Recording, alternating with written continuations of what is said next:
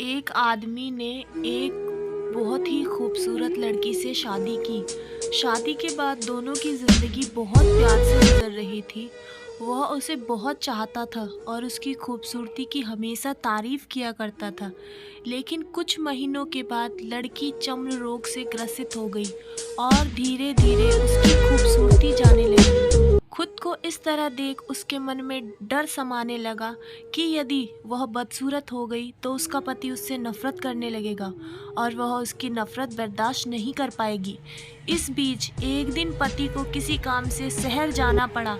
काम खत्म कर जब वह घर लौट रहा था तो उसका एक्सीडेंट हो गया। एक्सीडेंट में उसने अपनी दोनों आंखें खो दी, लेकिन उसके बावजूद भी दोनों की ज़िंदगी सामान्य तरीके से आगे बढ़ती रही। समय गुजरता रहा और अपने चर्म रोग के कारण लड़की ने अपनी खूबसूरती पूरी तरह गंवा दी।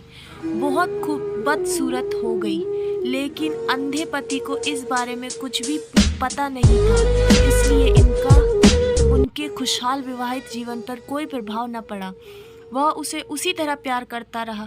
एक दिन उस लड़की की मौत हो गई।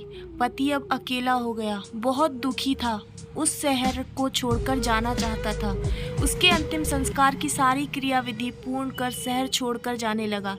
तभी एक आदमी ने पीछे से उसे पुकारा और पास आकर कहा, अब तुम बिना सहारे के अकेले कैसे चलोगे? इतने साल तो तुम्हारी पत्नी मदद किया करती थी। पति ने जवाब दिया, दोस्त, मैं अंधा नहीं हूँ, मैं बस अंधा होने का नाटक कर रहा था, क्योंकि यदि मेरी पत्नी को पता चल जाता कि मैं उसकी बदसूरती देख सकता हूँ तो उसे यह रोग से ज़्यादा दर्द होता। इसलिए मैंने इतने साल अंधे होने का दिखावा किया। बहुत अच्छी पत्नी थी, मैं बस उसे खुश रखना चाहता था।